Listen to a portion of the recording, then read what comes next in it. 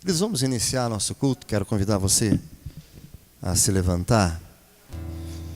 É pela fé que nós estamos aqui, é pela fé que nós nos chegamos diante do Senhor. E quero convidar você a fechar os seus olhos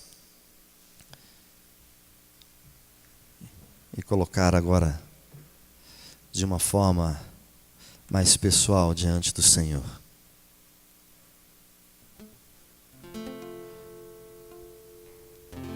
E te convidar a fazer uma oração agradecendo ao Senhor por estar aqui nesta noite.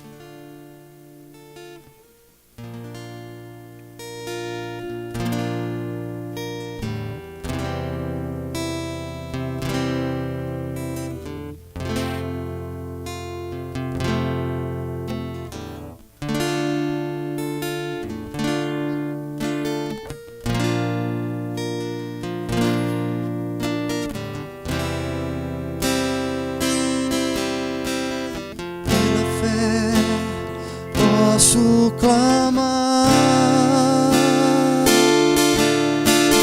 pela fé posso enxergar, pela fé posso tocar, pela fé,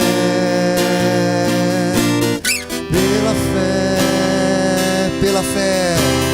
Pela fé posso clamar, pela fé posso enxergar, pela fé posso tocar, pela fé, pela fé.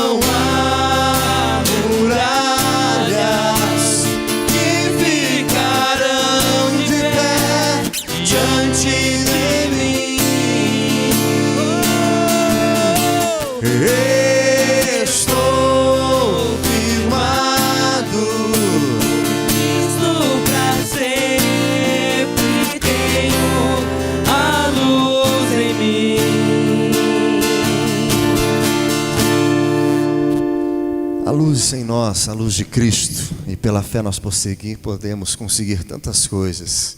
Pela fé nós obtemos, pela fé nós alcançamos aquilo que aos nossos olhos é impossível, e pela fé nós conquistamos aquilo que não conseguimos ver, mas a certeza que está lá.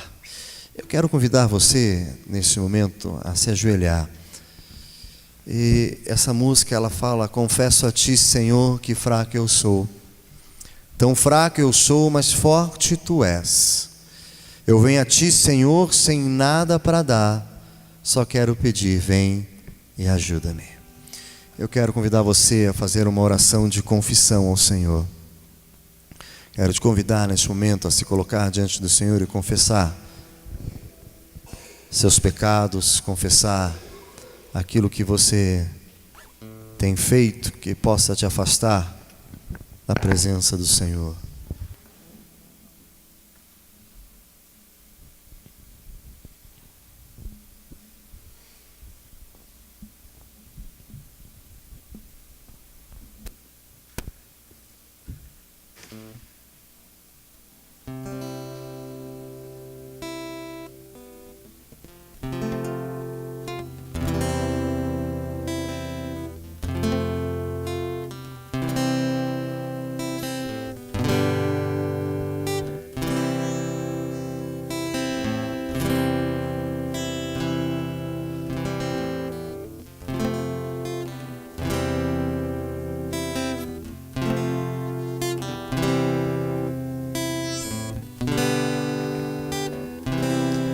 Pai, queremos confessar diante do Senhor nossos pecados e confessar ao Pai que somos fracos, mas cremos no Deus que é forte. Por isso, Senhor, nos chegamos diante de Ti. Não temos muita coisa, ó Pai, temos apenas nossos lábios e nosso coração para Te entregar. Nós queremos, ó Pai, Te pedir. Vem, Senhor. Vem e ajuda-nos, ó Pai. Vem, Senhor, sobre nós e ajuda-nos.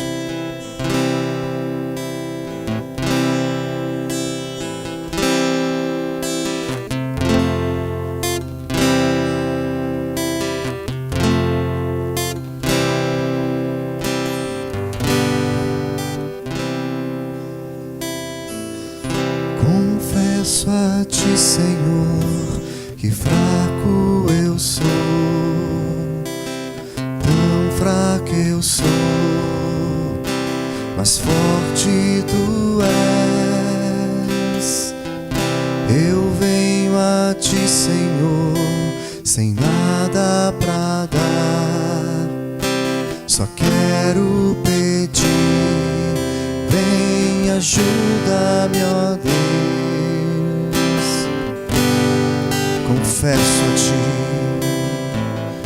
Confesso a Ti, Senhor, que fraco eu sou. Tão fraco eu sou,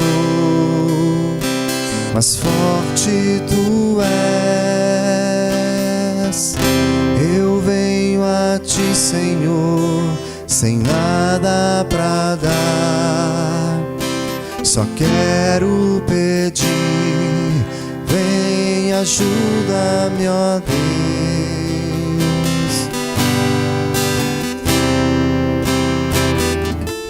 Um coração quebrantado e humilde não rejeita, Senhor. Estenda a mim Tua graça e deixe Teu amor fluir. Por misericórdia nós clamamos, vai chover perdão e graça sobre mim, perdão e graça. E lava-me, Senhor, pois hoje eu preciso do Teu amor. Vai chover perdão e graça sobre mim,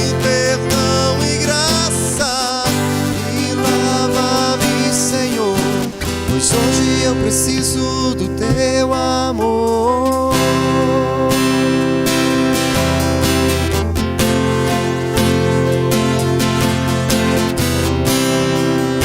Pode se levantar, queridos.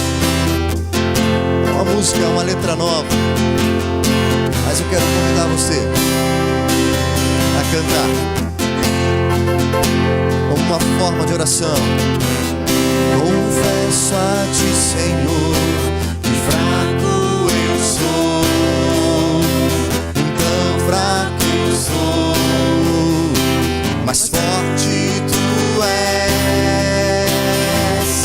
Eu venho a ti, Senhor, sem nada pra dar, só quero pedir, vem ajuda-me, ó Deus.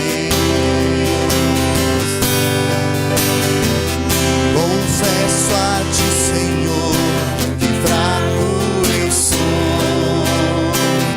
tão fraco eu sou, mas forte tu és. Eu venho a ti, Senhor, sem nada pra dar, só quero pedir, vem ajuda-me, ó Deus.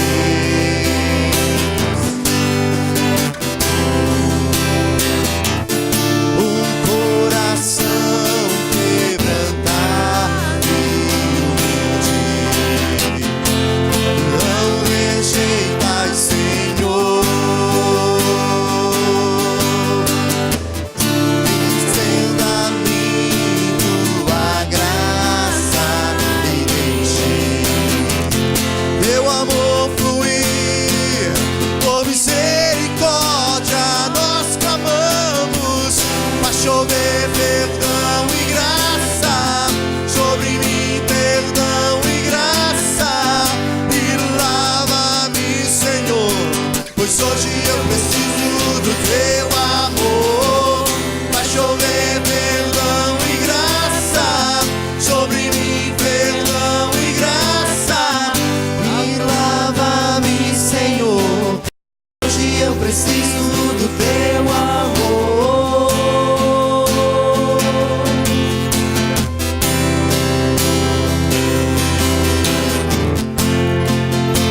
Vamos declarar que um coração quebrantado e humilde não rejeita o Senhor. Um coração quebrantado e humilde não rejeita, Senhor. Estenda a mim tua graça e deixe teu amor fluir. Com misericórdia nós clamamos, faz chover perdão e graça sobre mim, perdão e graça, e lava-me, Senhor, pois hoje eu preciso do teu amor. Faz chover perdão e graça sobre mim, perdão e graça, e lava-me, Senhor, pois hoje eu preciso do teu amor.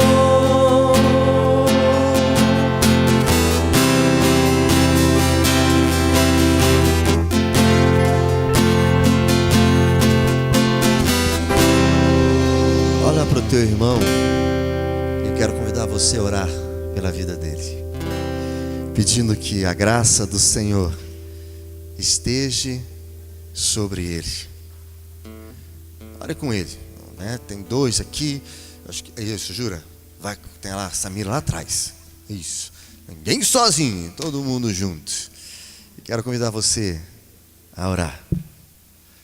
A orar. Pode orar. Pode sentar aqui, quer sentar do outro lado. Pode ficar à vontade. Pode estar orando.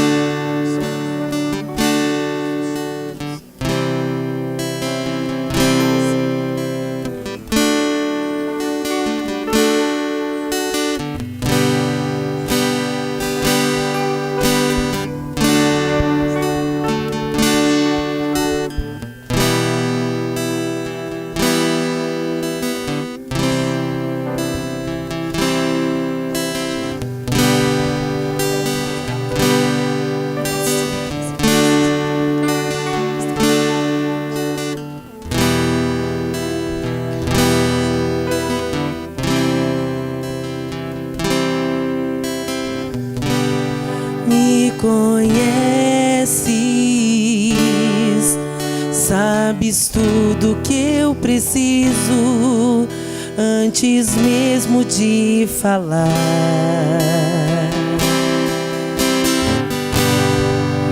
Me amas, teu amor é bem maior do que eu possa imaginar. Não quero ser só apenas o teu servo, quero atrair teu olhar de amor, Senhor. Eu venho a ti como um filho que te ama. Tudo que eu quero é estar perto de ti. Nos teus braços eu quero descansar. Correndo irei pra te abraçar, meu Pai. Tu és a minha herança, meu Pai, razão da minha vida, meu Pai. Tudo que eu preciso está em ti. Eu quero estar na casa do Pai, comer em tua mesa, meu Pai. Tudo que eu sou é para ti, vivo só pra ti.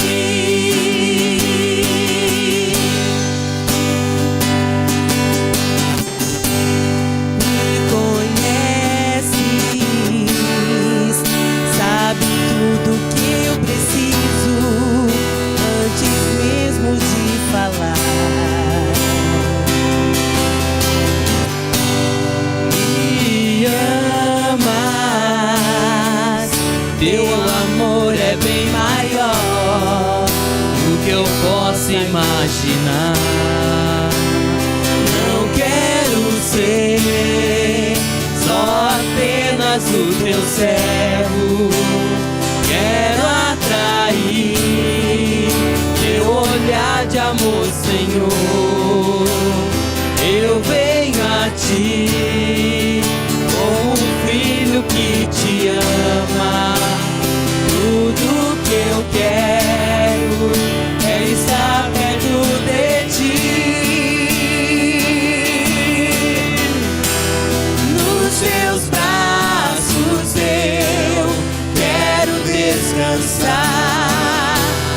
Correndo irei pra te abraçar, meu Pai. Tu és a minha herança, meu Pai, razão da minha vida, meu Pai. Tudo que eu preciso está em ti. Eu quero estar na casa do Pai, comer em tua mesa, meu Pai. Tudo que eu sou é para ti. Tu és a minha herança, meu Pai, razão da minha vida, meu Pai. Tudo que eu preciso está em ti. Eu quero estar na casa do Pai, comer em tua mesa, meu Pai. Tudo que eu sou é para ti, vivo só pra ti.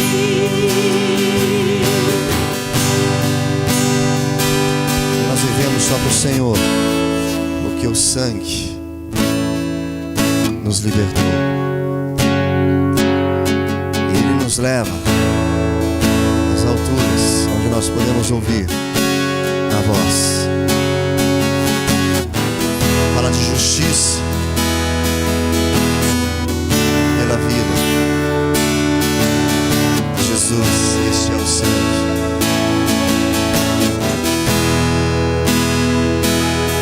Teu sangue leva-me além, a todas as alturas, onde ouço a tua voz. Fala de tua justiça pela minha vida. Jesus, este é o teu sangue.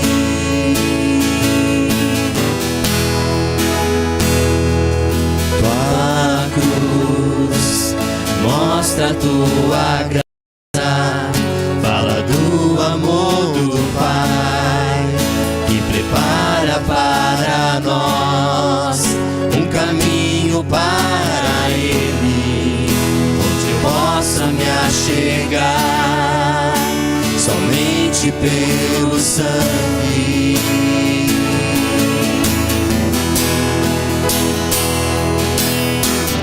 Que nos lava dos pecados, que nos traz restauração. Nada além do sangue, nada além do sangue de Jesus,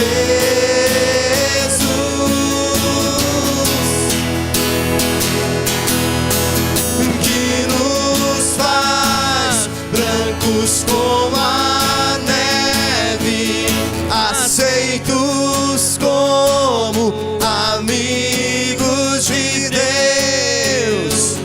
Nada além do sangue, nada além do sangue de Jesus. Eu sou livre. Eu sou livre.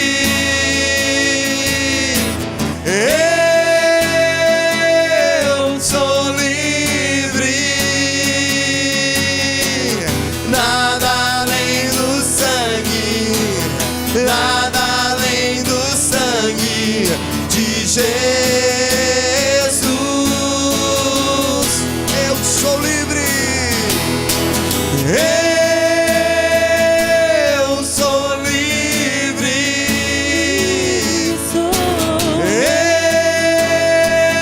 Eu sou livre. Nada além do sangue, nada além do sangue de Jesus. Vamos declarar: teu sangue leva-nos além.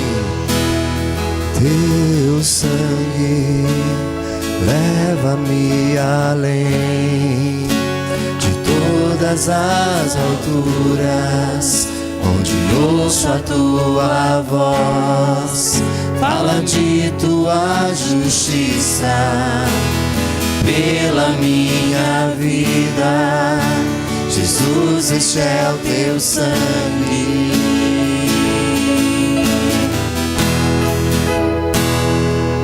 Tua cruz mostra a tua graça, fala do amor do Pai, que prepara para nós um caminho para Ele, onde eu possa me achegar somente pelo sangue.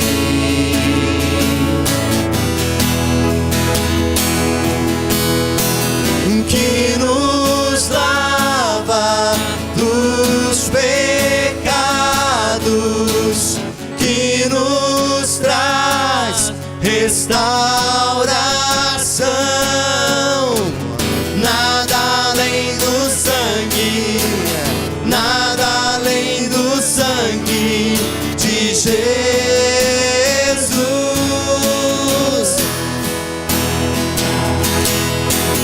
que nos faz brancos como a neve, aceitos como amigos de Deus.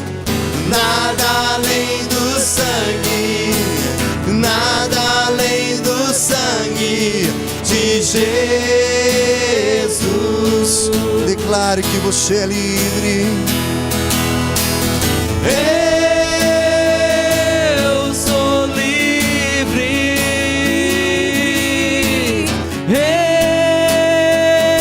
Eu sou livre.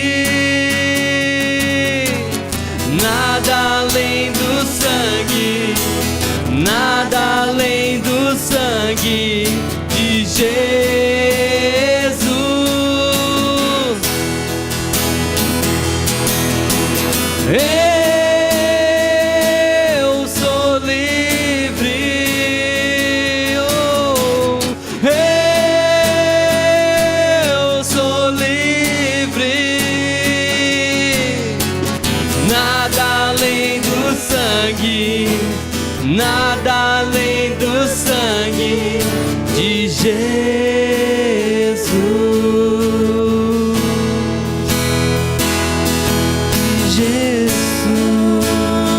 Alvo mais que a neve, alvo mais que a neve, se neste sangue lavado, mais alvo que a neve serei. Declare: alvo mais que a neve, alvo mais que a neve, alvo mais que a neve, sim, nesse sangue lavado, mais alvo que a neve serei. amém, querido? Pode se assentar, e que possa ser assim nossas vidas, mais alvo do que a neve, brancos como a neve.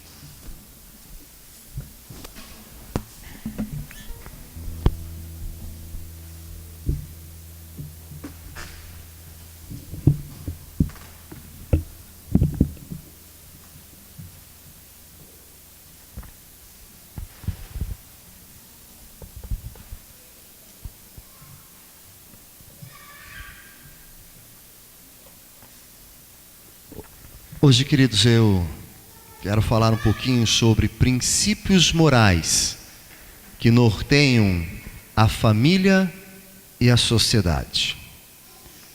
Existem alguns princípios que eles vão mostrar e dar todo o direcionamento para a família e para a sociedade.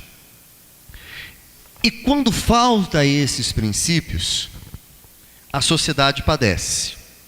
Mas a falta desses princípios não começa na sociedade. Não começa a faltar na sociedade esses princípios. Esses princípios começam a faltar dentro de casa. Por isso são princípios morais que vão nortear a família e posteriormente a sociedade. A sociedade nada mais é do que o resultado das famílias. A sociedade nada mais é do que o resultado das famílias. Domingo à noite, eu gosto de assistir um programa que passa na Rede Bandeirantes, que é um canal de um programa de entrevista, canal aberto, se eu não me engano, passa já à meia-noite, mais ou menos meia-noite e meia. É um programa interessante porque eles levam pessoas para discutir sobre assuntos variados. E neste domingo estava lá um professor, um filósofo, e ao perguntar para ele, um dos repórteres, como você vê hoje a nossa sociedade, como você tem percebido esse fenômeno que está acontecendo, de jovens, de adolescentes, de famílias se levantarem e irem para a rua, e alguns nesses casos não somente se manifestar, mas chegar ao vandalismo. Como que você explica isso? Esse professor, nas minhas palavras, podendo recapitular a sua fala, disse mais ou menos assim: o que vemos hoje em nossa sociedade é a falta de princípios morais. Penso eu que deveríamos voltar a ensinar nas escolas moral, mas não moral e cívica, mas uma matéria voltada para os princípios da moral. O problema é que hoje não existe ninguém para ser professor dessa matéria. E ele termina a sua fala. Ele diz então que, creio eu, que as escolas deveriam voltar a estudar moral, princípios sobre moral. E aí ele vai, como professor, fazendo alguns comentários e tecendo alguns comentários, que ele coloca que nas escolas muito se tenta levar um conhecimento científico, que é bom, que é necessário, mas quase nada de princípios que norteiam uma sociedade. Esses princípios ficaram um pouco reclusos a dois segmentos de escola: escolas militares e escolas confessionais, sejam elas católicas ou sejam elas protestantes. Mas no geral das escolas, a preocupação é única e exclusivamente na questão científica, o ensino do conhecimento. Não se preocupa em trabalhar com as crianças princípios que vão nortear a sociedade e que sem o qual terão dificuldade, mesmo tendo conhecimento científico. Mesmo tendo esse conhecimento, a porta, queridos, fica fechada no horário do culto, crianças. Não adianta que essa porta não vai abrir hoje, ela está fechada. Esses princípios, eles vão estar norteando a sociedade. A escola não trabalha esses princípios, mas é onde a escola mais sofre. Aonde a escola mais tem sofrido é pela falta desses valores. O que me fez pensar, será que dentro das igrejas não há nenhum homem, uma mulher que viva de uma forma íntegra para ser exemplo de vida e ensinar o que é moral? Esse professor disse que o problema é que não tem ninguém que possa lecionar essa matéria. Nisso eu discordo, porque, queridos, se dentro das nossas igrejas não tiver pessoas, não tiver homens, não tiver mulheres que possam ensinar sobre esses princípios morais, fecha as portas da igreja. Fecha as portas da igreja e vamos fazer outra coisa, porque não estamos aprendendo nada. Se a igreja não for ainda e não continuar sendo um reduto de princípios, e princípios que nós encontramos aqui na palavra de Deus, princípios que nós encontramos ao meditar na palavra e repassamos, se nós não conseguimos fazer isso, então vamos fechar nossas portas. Mas eu creio que existem homens e mulheres que são capazes e que vivem de forma íntegra, de forma justa, homens e mulheres tementes a Deus, pais, mães, esposos, esposas, filhos e filhas, que poderiam estar mostrando o que é princípios morais e como viver este princípio. Concordo quando ele fala, esse professor, que hoje em nossa sociedade existe a falta de princípios. Mas se irmos um pouquinho mais além, vamos perceber que na sociedade faltam os princípios, porque dentro de casa está faltando os princípios. E aí, queridos, quando a casa não vai bem, quando dentro de casa não é um ensinamento, não existe um ensinamento correto, as coisas, elas acabam descendo a um nível tão baixo que nós começamos a perceber em nossa sociedade. Enquanto alguns outros países estão revendo seus princípios e valores, porque chegaram no fundo do poço, nós no Brasil, nós estamos vendo que a nossa sociedade, ela tem caminhado para baixo, cada vez mais abaixando o seu nível de princípios, cada vez mais baixando o seu padrão moral. E aqui eu não estou falando na questão só de igreja, mas de sociedade num geral. Se nós recapitularmos um pouco nossas vidas e voltarmos lá na nossa infância, nós vamos lembrar de alguns princípios morais, que são princípios cristãos, que praticávamos e que muitas vezes não éramos de igreja. Você não precisava ser de igreja para obedecer pai e mãe. Isso era um princípio. Você não precisava ser de igreja para saber que você tinha que cuidar da sua família, que você tinha que cuidar dos seus filhos. Isso era algo comum, inato a todas as pessoas. E quem fugia dessa regra era colocado de lado, porque estava de frente, batendo de frente com princípios morais. Hoje se inverteu algumas coisas. Você é um bom pai, uma boa mãe, um bom marido, uma boa esposa, é um bom filho, você está de frente ao que a sociedade fala. Você está batendo de frente a princípios ou falta de princípios. E queridos, se nós não resgatarmos isso, se nós não levantarmos esta bandeira e dizer, o mundo pode fazer o que quer, a sociedade pode caminhar para onde ela quiser, mas eu e a minha casa serviremos ao Senhor.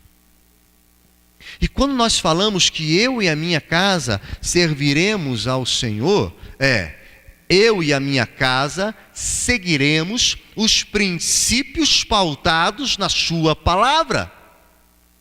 Não é eu e a minha casa vamos à igreja, eu e a minha casa ouviremos uma mensagem. Não, eu e a minha casa vamos praticar os princípios bíblicos, os princípios deixados pelos profetas, deixados pelos apóstolos.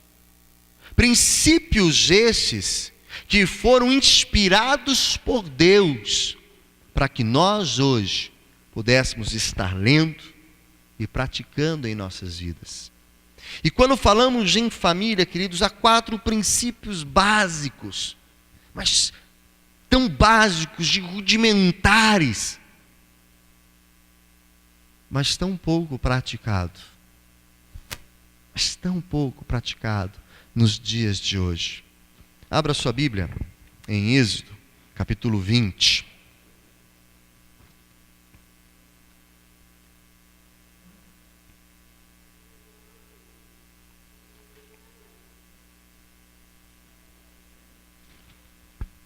Êxodo capítulo 20, verso 12.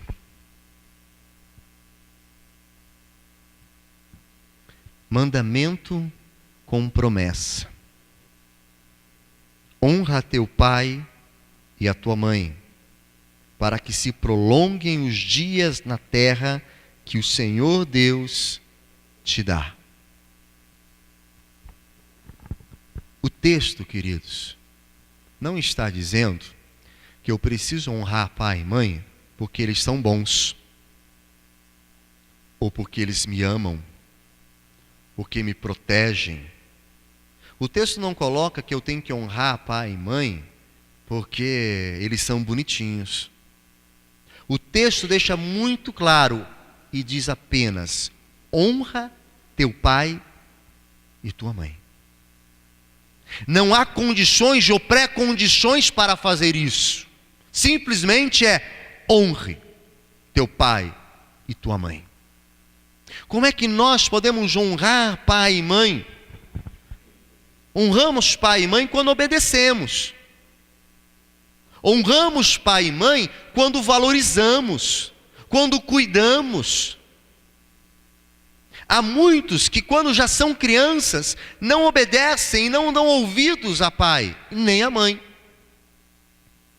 Os irmãos podem até me ajudar.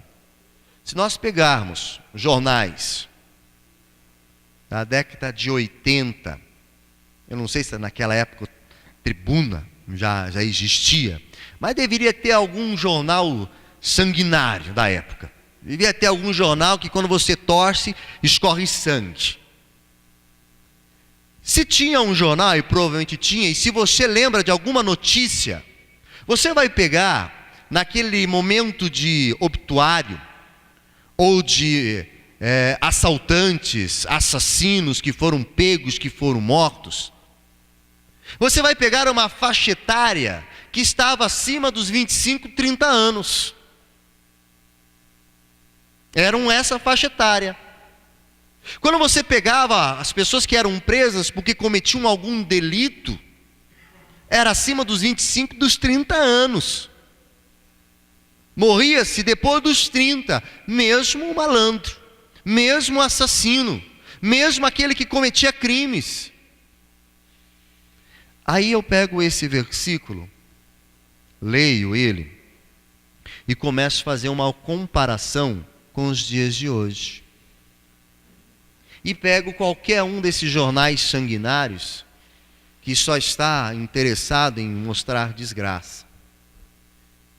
E você vai ver que houve uma redução na idade.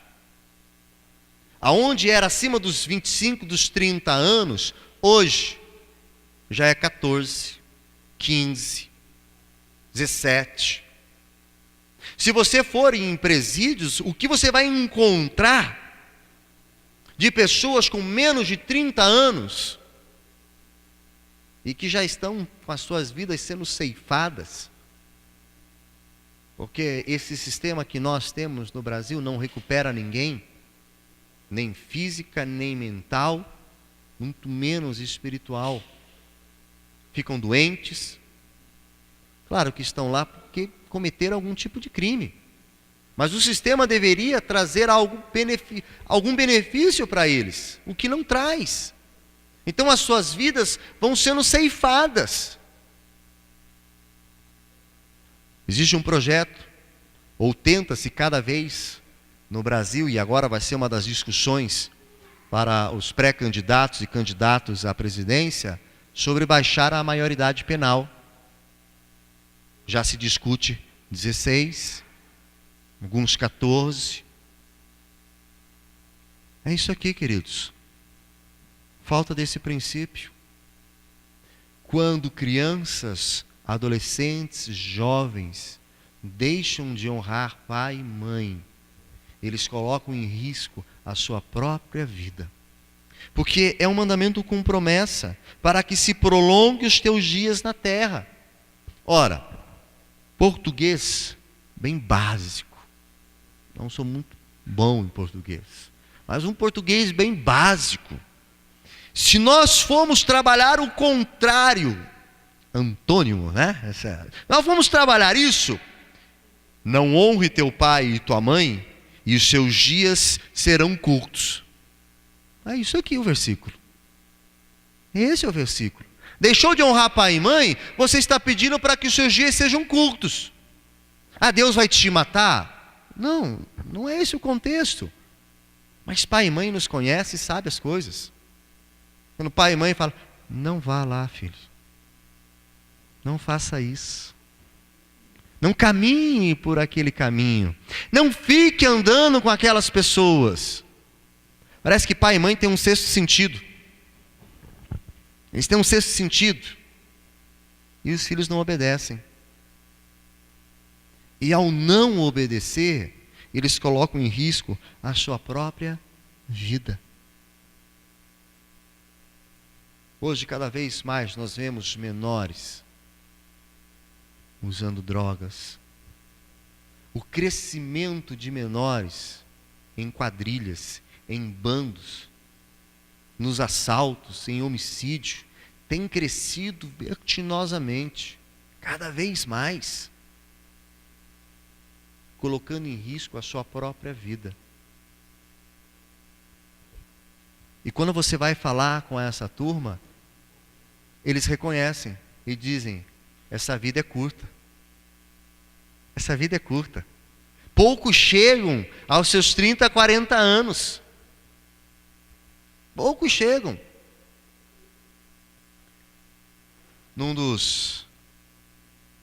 Das notícias que a mídia deu nesses últimos dias, foi de um dançarino, de um programa, de uma grande emissora, que foi morto, teoricamente por policiais. Não se sabe ainda.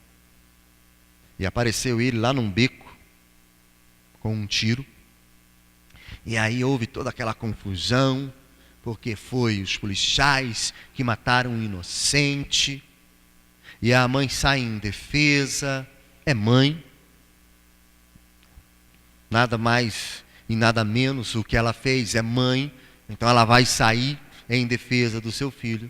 Mas eu vi depois um comentário de uma deputada, de uma vereadora, muito interessante, e que dizia assim: será que essa mãe sabia onde seu filho estava? O seu filho não estava numa festinha de crianças. O seu filho não estava dentro de uma igreja. O seu filho estava numa festa com traficantes e um dos traficantes mais procurados daquela cidade. Ora, me leva a pensar, o que está fazendo? Jovem, sua vida foi ceifada. Cada vez mais nós vemos jovens morrendo. E queridos, eu creio que é pela falta deste princípio de honrar pai. Mas pastor, eu conheço muitos jovens que honram pai e mãe e morrem cedo. Existe também a consequência de pecado. E a consequência do pecado trouxe em nossas vidas isso. Mas queridos, a quebra desse princípio impulsiona a um exponencial muito maior para diminuir os seus dias de vida nessa terra. Um outro princípio que está atrelado a este princípio está lá em Provérbios, capítulo 22.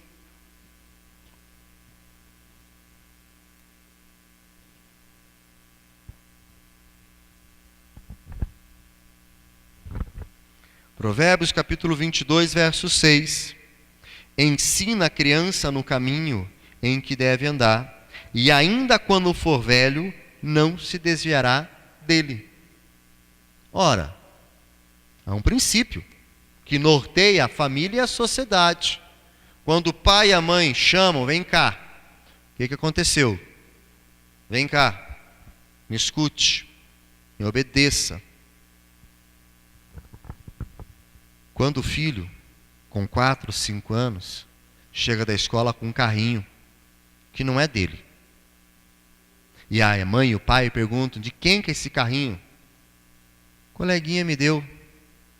Coleguinha não deu, ele pegou do colega, mas o colega me deu. Ah, o coleguinha que deu, que bonito, que bacana, que bom que é o teu coleguinha. No outro dia, ele já vem com alguma outra coisa. Não, foi a minha coleguinha que me deu.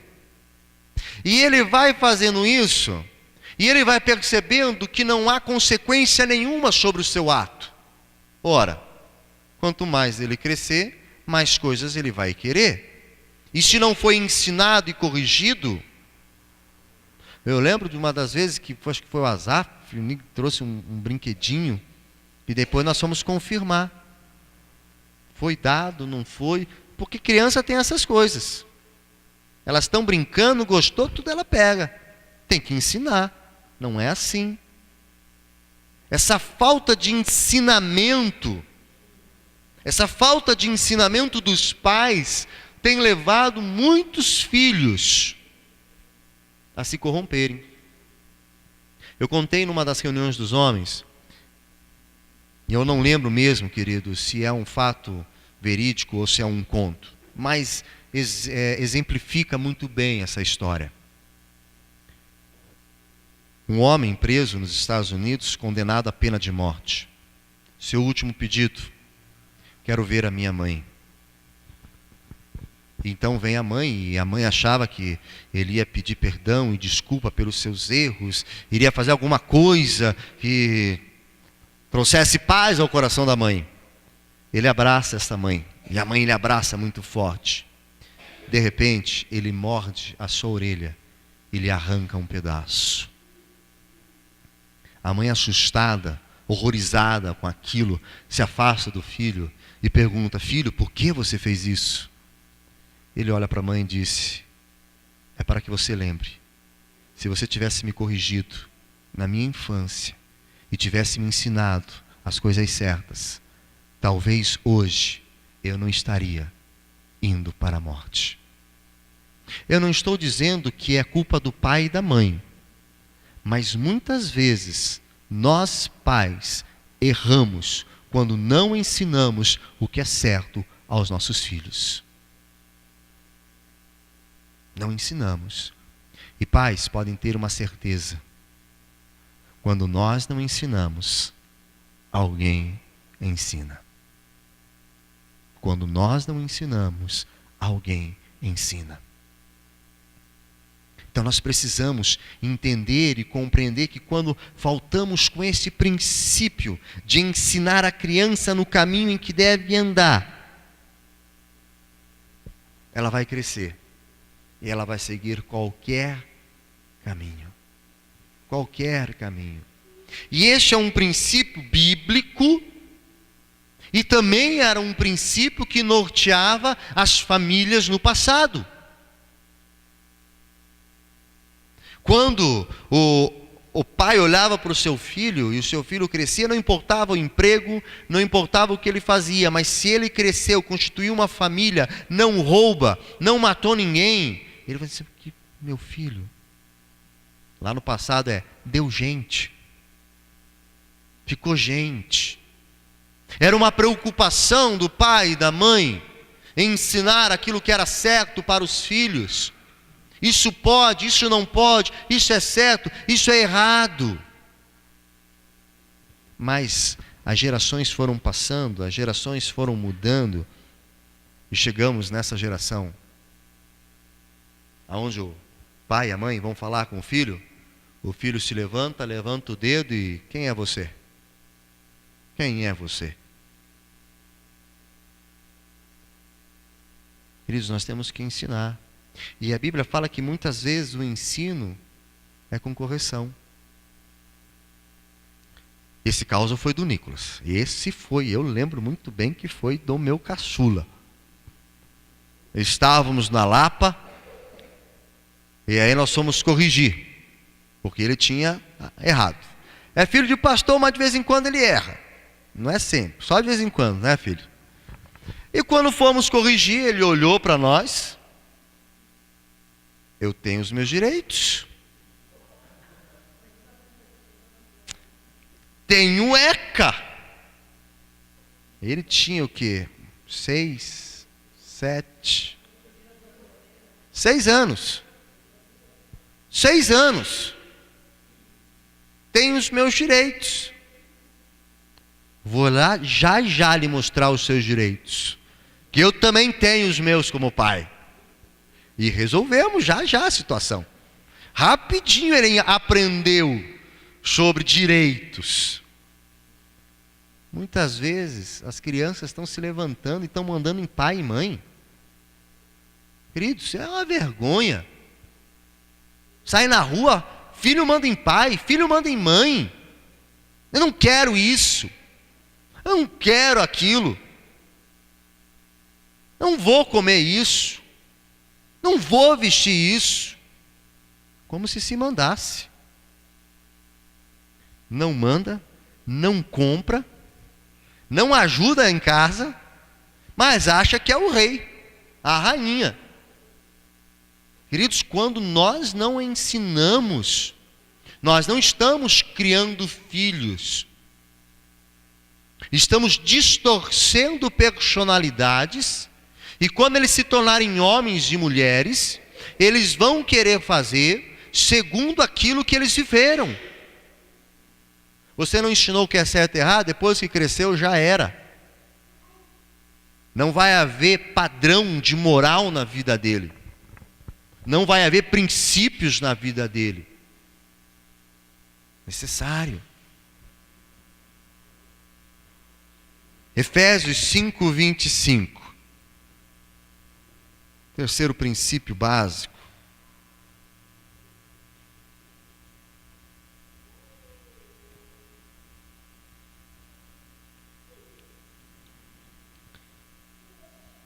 Maridos, amai vossas mulheres, como também Cristo amou a sua igreja e a si mesmo se entregou por ela. Eu gosto de uma análise em português porque já nos ensina muito. O texto ele vai colocando maridos, plural. Então, a conversa começa com os maridos. Mas já no próxima palavra, já no segmento, amai vossa mulher. Já diz tudo. Não está escrito amai vossas mulheres. Essa tradução já causa alguns contextos. Tira fora essa tradução. Amai vossa mulher. Ou seja, uma. Amai uma mulher. E agora, queridos, olha a segunda parte. É difícil. Ele não diz que simplesmente é para amar a vossa mulher. O texto vai continuar. Como também Cristo amou a sua igreja. E a si mesmo se entregou por ela. Ou seja, o amor do marido para com a sua mulher deve e é comparado ao amor de Cristo para com a sua igreja, aonde ele se entregou por ela. E o se entregou literal. Ele padeceu, ele morreu pela igreja. Quando nós pegamos e analisamos isso, quantos homens têm realmente amado sua mulher como Cristo amou a sua igreja? Será que é este amor que nós estamos vendo dentro da sociedade?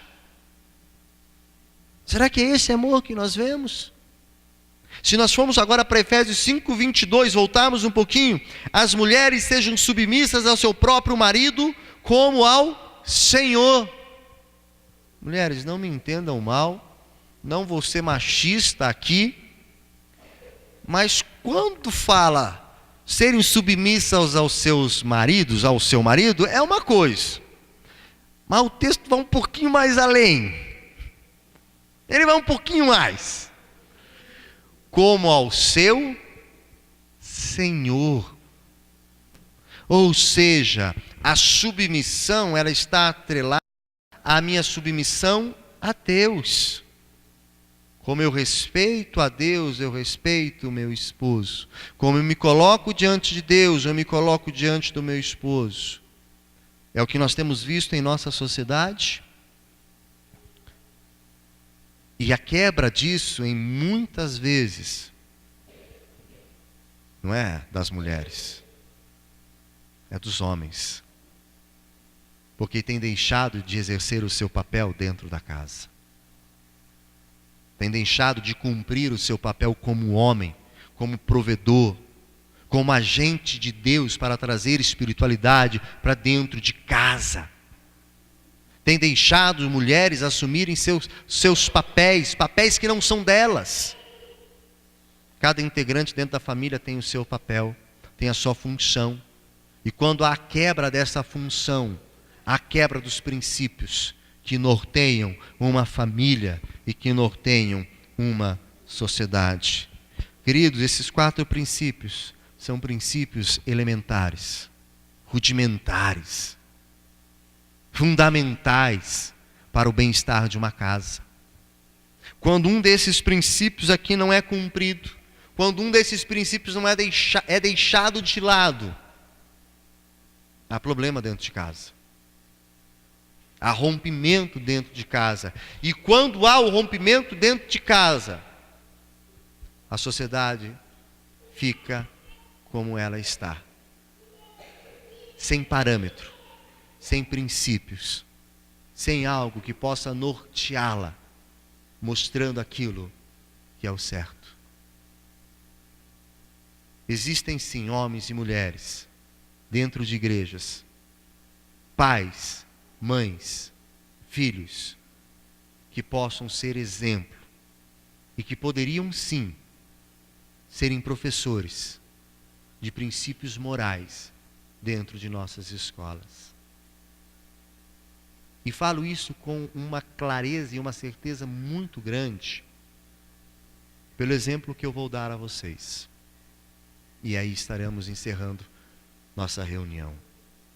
Nas escolas, em grande parte e na maioria, é proibido a pregação do Evangelho. É proibido a ministração da palavra de Deus para as crianças. Quando essas crianças crescem, cometem delitos pela falta de princípios morais, cometem crimes e vão parar dentro de um presídio, há um clamor da sociedade para que as igrejas adentrem dentro dos presídios e ensinem a palavra de Deus.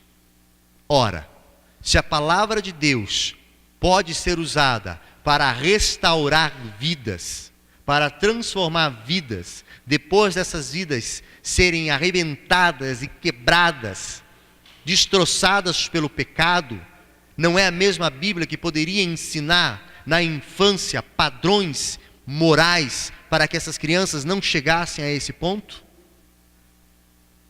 Pode sim. Por isso eu creio, queridos, que dentro das igrejas existem sim pessoas capazes de levar esses princípios para a sociedade e serem agentes de transformação na sociedade. Amém? Querido, que Deus te abençoe. E eu queria que você começasse a marcar quarta-feira que vem, nossa última quarta-feira do mês. Não, tem mais uma. Então tem mais uma. Então, queridos, anote aí. Anote aí.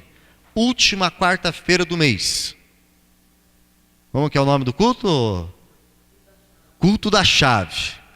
É o culto da chave.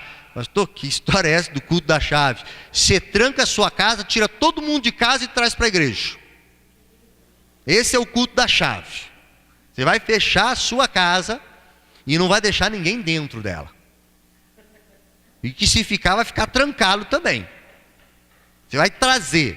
Nós vamos preparar uma coisa aqui, bem bacana. E você vai colocar a tua chave de uma forma simbólica. Queridos, de uma forma simbólica. Somos batista, né? Então uma forma simbólica. Você vai trazer a sua chave e você vai de uma forma simbólica colocar ela dizendo: Senhor, minha casa te pertence. Está aqui, ó. É a minha casa, é o meu refúgio, é o meu lar, é a minha segurança, é onde eu estou. Então você vai trazer a tua chave. Mas, querido, traga e marca, porque senão vai misturar e aí depois não vai dar para sair de casa em casa para saber quem que é a chave. Tá? Então traga a tua chave. Então, na última quarta-feira deste mês, nós vamos trabalhar no culto da família, o culto da chave. Você vai trazer a sua chave. Então, só que assim, tem que pegar os outros integrantes e dizer: vamos, porque eu tenho que levar a chave. O pastor falou que eu tenho que levar a chave para a igreja. E você vai tentar trazer toda a sua família, para que nós possamos ter um culto abençoado como estamos tendo. Como estamos experimentando, com um louvor gostoso, com oração, uma palavra voltada para a família. E aí vamos estar orando pelas famílias, pelas casas, para que Deus possa cada vez mais abençoar nossos lares. Amém? Olha para o teu irmão e diga assim: tua casa é abençoada. Tua casa é abençoada. Querido, dê um abraço no seu irmão, deseja a ele um restante de semana abençoado. E, queridos, não esqueça, sábado às 19h30, casamento na igreja. 19h30, casamento. Não vamos deixar de vir. Tem que vir para o casamento. Chegar no horário que nós dissemos para os noivos, que é 7h30 que vai começar o casamento. Deus te abençoe, uma boa semana, no nome do Senhor Jesus.